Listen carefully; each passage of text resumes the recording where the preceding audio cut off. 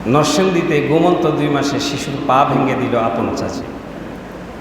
আপন চাচি হিংসার বশবর্তী হয়ে তিনি ছোট্ট 2 মাসের শিশু যে ঘুমন্ত অবস্থা ছিল, রুম থেকে ভিতরে ঢুকেই পাটা মুচকে দিয়ে তিনি চলে গেলেন। কিন্তু সে তো জানে না এখানে তার মা, তার শিশুর মা এই জায়গায় আগ থেকে একটা ক্যামেরা ফিট করে রাখছে। তারা জানে যে তাদের মধ্যে একটা শত্রুতা আছে, এমন কিছু হতে পারে, বিধায় আগের থেকেই ক্যামেরা ফিট করে রাখছে।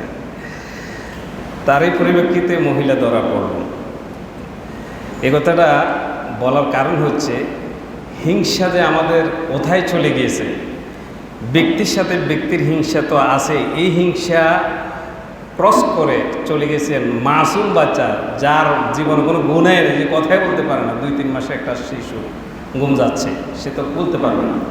সুন্দর করে কীভাবে যায় পাটা ভেঙে দিল, মুচকে দিল। হিংসার একটা লিমিট থাকা লাগবে।